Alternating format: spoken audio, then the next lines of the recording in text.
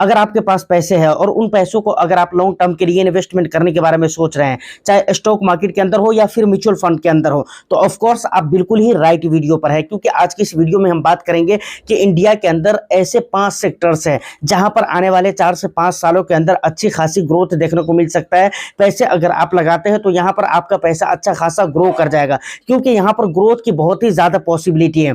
अच्छा, सिर्फ मैं आपको सेक्टर नहीं बताने वाला हूं, मैं उसके पीछे का खास और इंपॉर्टेंट रीजन भी मैं आपको बताऊंगा, एकदम मतलब क्लू के तौर पे कि भाई मैं क्यों ऐसा बोल रहा हूं, मुझे आखिर क्यों ऐसा लग रहा है, या मेरी रिसर्च के मुताबिक ऐसा क्यों निकल कर आ रहा है कि भाई ये जो 4-5 सेक्टर्स होने वाले हैं वो आने वाला समय में बहुत ही तगड़ा ग्रो करके दिखलाएगा, इन्वेस्टर्स के पैसे को भी बढ़ाकर दिखलाएगा। उसके पीछे का रीजन भी मैं आपको डिटेल्स में कंप्लीटली बताने वाला हूं। तो ऑफ कोर्स वीडियो बहुत इंटरेस्टिंग होगी। यहाँ पर म्यूचुअल फंड इन्वेस्टर्स को भी समझ में आ जाएगा कि अगर आपको सेक्टरल फंड लेना है, सेक्टरल एंड थीमेटिक फंड, तो किन सेक्टरल फंड को आप ले सकते हैं नेक्स्ट 4 to 5 ईयर्स के लिए, ये आपको पता चल जाएगा। तो वीडियो बहुत इंटरेस्टिंग होगी, बस एक लाइक कर दीजिए, शेयर कर दीजिए। चैनल को अगर अभी तक आपने सब्सक्राइब नहीं किया है तो चैनल को भी जरूर सब्सक्राइब कर ले, क्योंकि आपको पता है कि भाई मैं आपके लिए इस तरह के कंटेंट लेकर आता रहता हूं। चलिए सर, डायरेक्ट हम पॉइंट के ऊपर आते हैं, बिल्कुल फजूल बात नहीं करेंगे। देखिए, हमारा जो सबसे पहला सेक्टर होने वाला है, मेरी लिस्ट का सबसे पहला सेक्टर होने वाला है वो है इंफ्रास्ट्रक्चर, यानी पूरा बोले तो इंफ्रास्ट्रक्चर सेक्टर। समझ रहे हैं? आखिर इसके पीछे का रीजन क्या है, मुझे क्यों ऐसा निकल कर, या मेरी रिसर्च के मुताबिक क्यों ऐसा निकल कर आ रहा है कि भाई इंफ्रास्ट्रक्चर सेक्टर जो है उसके अंदर आने वाला समय में बहुत अच्छा खासा पैसे बनेंगे, यहाँ के जो स्टॉक्स होंगे वो अच्छा ग्रो करेगा। उसके पीछे का रीजन है ये कि भाई सरकार का जो जोर है वो विकसित भारत की तरफ है। सरकार मतलब क्या चाहती है? सरकार ये चाहती है कि भारत विकसित होना चाहिए। समझ रहे हैं कि नहीं? अब देखिए, सरकार ये चाहती है भारत विकसित होना चाहिए, और विकसित कोई भी देश कब होता है, उसके लिए कुछ चीजें जरूरत, बहुत सारी चीजें जरूरत होती है, लेकिन कुछ चीजें जो कि मतलब पहली प्रियोरिटी होती है। समझ रहे हैं? अगर मैं आपको बताऊं तो प्रधानमंत्री गति शक्ति योजना NHAI, समझ रहे हैं, कि रोड प्रोजेक्ट्स और मेट्रो नेटवर्क के विस्तार के चलते इंफ्रास्ट्रक्चर सेक्टर के अंदर तेजी आ सकती है। यहां पर कहने का मतलब क्या है, इसको समझिए। कहने का मतलब ये है कि सरकार ये चाहती है कि भाई हमारा जो भारत है वो विकसित करना चाहिए। यहाँ पर जो रोड है उसके प्रोजेक्ट्स है, उसके ऊपर काम होने हैं। आज भी इंडिया के अंदर बहुत सारे रोड और बहुत सारे हाईवे ऐसे हैं जो नेशनल हाईवे है, लेकिन उसके ऊपर काम चल ही रहे हैं। बहुत सारी जगह पे शुरुआत भी नहीं हुई है, बहुत सारी जगह पे शुरुआत हो गई है, काम चल रहे हैं और चलने बाकी है। और ना जाने अभी यहाँ पर भारत के अंदर कितने हाईवे, नए हाईवे बनेंगे, समझ रहे हैं ना, उसके कितने प्रोजेक्ट आएंगे, ये सबसे पहली बात है। दूसरी बात, मेट्रो नेटवर्क की वजह से वहां पर बहुत सारे काम चल रहे हैं और चलने बाकी हैं, और भी इन फ्यूचर 3-4 साल 5 साल के अंदर और भी चलेंगे। समझ रहे हैं ना? तो ये 2 रीजन है जिसकी वजह से कहा गया है कि भाई इंफ्रास्ट्रक्चर सेक्टर के अंदर हाई ग्रोथ देखने को मिलेगा। देखिए, ये सरकार के लेवल से, अगर सरकार के नजरिए से देखते हैं तो ये 2 चीजें निकल कर आती है, इसके अलावा और भी चीजें निकल कर आती हैं। लेकिन आम नागरिक के नाते अगर आप देखें और आम नागरिक के हिसाब से देखें तो आम नागरिक भी तो अपने घर का काम करवा रहे हैं ना भाई, वो भी तो इंफ्रा में आ गया ना। तो कुल मिलाकर इंफ्रास्ट्रक्चर सेक्टर में ये सारे रीजन है जिसकी वजह से मैं आपको ये कह रहा हूं कि भाई यहाँ पर आने वाला समय में अच्छी खासी तेजी देखने को मिल सकती है। उसके बाद अगले सेक्टर की अगर मैं बात करूं जहां पर अच्छी खासी तेजी देखने को मिल सकती है वो है एनर्जी और ग्रीन एनर्जी। समझ रहे हैं ना? फॉसिल फ्यूल्स की जगह अब ग्रीन एनर्जी का यूज ज्यादा से ज्यादा किया जाएगा। समझ रहे हैं ना? और ऐसे समय में देखिए, सरकार ये चाहती है और इंडिया का फोकस भी है कि भाई ग्रीन एनर्जी वगैरह के ऊपर ज्यादा से ज्यादा, एनर्जी एंड ग्रीन एनर्जी के ऊपर ज्यादा से ज्यादा फोकस किया जाए। समझ रहे हैं ना? इससे बहुत सारे, इसके पीछे के बहुत सारे रीजन बताए जा रहे हैं कि भाई प्रदूषण वगैरह जो होता है ना उसकी कमी आ सके। समझ रहे हैं? इंडिया की हवाओं में, समझ रहे हैं ना? उसके बाद कहते हैं कि भाई फ्यूल्स वगैरह के अंदर जो महंगाई बढ़ रही है वो भी कम किया जा सकता है, क्योंकि एनर्जी और ग्रीन एनर्जी हमारे देश के अंदर तैयार की जा सकती है। कई सारी ऐसी चीज़ें हैं जिसकी वजह से यहाँ पर ग्रीन एनर्जी वगैरह तैयार की जा सकती है, एनर्जी की जो चीज़ें हैं वो तैयार की जा सकती है। समझ रहे हैं ना? ऐसे में आपको अडानी ग्रीन, टाटा पावर और NTPC जैसी कंपनी जो है ना वो आने वाला समय में इनके जो स्टॉक्स होंगे वो अच्छे खासे परफॉर्म करके दिखलाएंगे। समझ रहे हैं? और यही रीज़न है कि भाई आने वाला समय में green energy and green energy के अंदर ज़्यादा पैसे बनने वाले हैं इस सेक्टर में रहने वाली जो भी कंपनीज हैं उनके स्टॉक्स के अंदर। उसके बाद हमारी लिस्ट का जो तीसरा सेक्टर है वो है फार्मा और हेल्थ केयर। समझ रहे हैं ना, यहाँ पर अगर कोविड-19 के बाद मैं अगर बात करूँ तो लोगों में काफ़ी अवेयरनेस फैली है हेल्थ केयर को लेकर। समझ रहे हैं ना, और लोग अब इन चीज़ों के ऊपर ध्यान देने लगे हैं। इंडिया की अगर मैं बात करूँ तो बहुत बड़ा, मतलब दुनिया का सबसे बड़ा एक्सपोर्टर है जेनेरिक मेडिसिन का, जेनेरिक ड्रग्स का। समझ रहे हैं ना, जेनेरिक ड्रग्स वो होते हैं जो काफ़ी सस्ते मिलते हैं, काफ़ी सस्ते।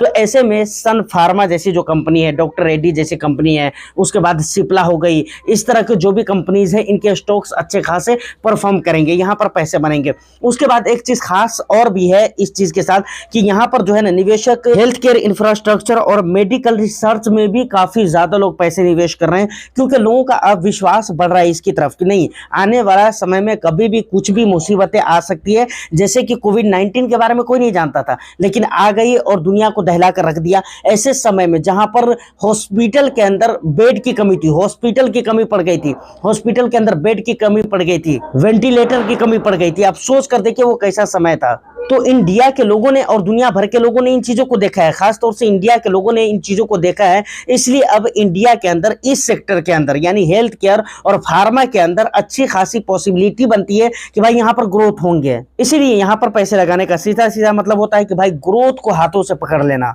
चौथे सेक्टर की अगर मैं बात करूँ तो यहाँ पर IT और डिजिटल इंडिया आ जाता है। देखिए डिजिटल इंडिया के ऊपर सरकार बहुत ज्यादा फोकस कर रही है, हमने बहुत मरतबा इसका ऐड भी देखा है। उसके अलावा बराबर बात भी होती रहती है, राजनीतिक पार्टी के लोग भी इसके ऊपर बहुत ही ज़्यादा बात करते हैं कि भाई इंडिया को डिजिटल इंडिया बनाना है। तो ऐसे में सवाल आता है कि इंडिया की जो सर्विसेज हैं जैसे TCS हो गई, इन्फोसिस हो गई, ACL, इस तरह की जो भी कंपनीज हैं उनके जो सर्विसेज है वो सिर्फ भारत के अंदर एडवांस नहीं है, बल्कि बहुत एडवांस मतलब इनकी सर्विस होती है। और ये सिर्फ भारत के अंदर नहीं है बल्कि भारत के अलावा बाहर के देशों में भी इनकी सर्विसेज बेची जाती है।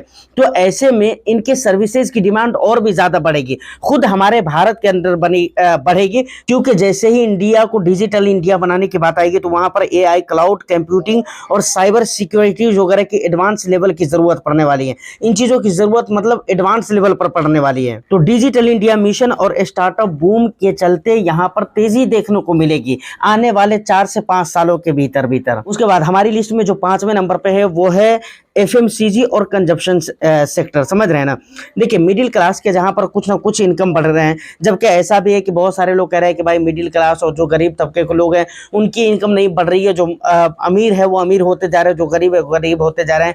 ये बात भी बहुत हद तक सही है, लेकिन थोड़ा बहुत मतलब अमीरों के अगर 10 गुना बढ़ रहे हैं तो गरीबों के आधा गुना बढ़ रहे हैं। समझ रहे हैं ना, ये हाल हो चुका है इंडिया के अंदर। लेकिन फिर भी अगर हम बात करें FMCG की या फिर कंजप्शन की, तो अगर जो ही मिडिल क्लास के जो ही इनकम ग्रोथ उनके हो रहे हैं उसके साथ साथ इंडिया के अंदर कंजप्शन भी बढ़ रहा है। और इससे पहले कंजप्शन के ऊपर हमने बहुत बात किया हुआ है। देखिए कंजप्शन किसी भी देश के ग्रोथ के लिए कंजप्शन का बढ़ना बहुत ही ज़रूरी है, और कंजप्शन बढ़ने से इंडिया की ग्रोथ को ही फायदा मिलेगा, और जिस देश का कंजप्शन बढ़ेगा उस देश को ही फायदा मिलेगा। कुल मिलाकर ये है। और FMCG सेक्टर के अंदर कंजप्शन के अंदर वो चीज़ें आती हैं जो आपके रोज़मर्रा की ज़िंदगी में यूज़ किए जाते हैं। जैसे मैं आपको कुछ कंपनीज बताता हूँ, HUL हो गया, उसके बाद नेस्ले हो गया, उसके बाद डाबर हो गया, ITC हो गया। ये जो कंपनीज है ये कुछ ऐसी चीजें बनाती है ना जिसकी जरूरत हमारे को बराबर पड़ती है, रोजमर्रा की जिंदगी में पड़ती है, और ये जरूरत कभी खत्म नहीं होती। ये बराबर इंसान गरीबी में रहे, मजबूरी में रहे या जिस भी कंडीशन में रहे, इंसान को इसकी जरूरत पड़ेगी और इंसान इसको यूज करेगा ही, और कंजप्शन बढ़ेगा ही बढ़ेगा।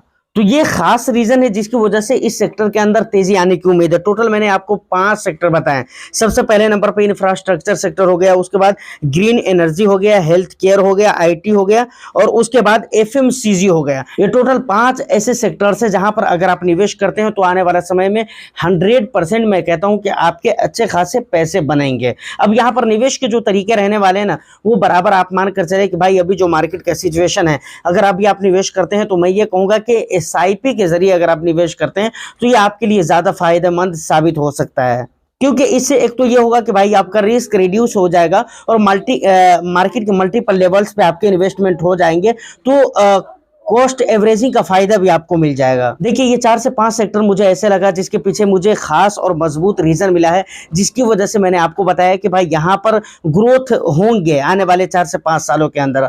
लेकिन इसके अलावा और भी कोई और सेक्टर हो जो आपके माइंड में हो और आपको लग रहा हो कि नहीं यहाँ पर भी ग्रोथ होगा, तो आप मुझे उस सेक्टर के बारे में भी जरूर ही बताइएगा। उम्मीद करता हूँ कि वीडियो और इन्फॉर्मेशन आपको अच्छी लगी हो तो वीडियो को एक लाइक कर दें, शेयर कर दीजिए। चैनल को अगर अभी तक आपने सब्सक्राइब नहीं किया तो चैनल को भी जरूर सब्सक्राइब कर लें। मैं फिर मिलता हूँ किसी नेक्स्ट एंड इंटरेस्टिंग वीडियो में, जब तक के लिए all the best. Thank you for watching.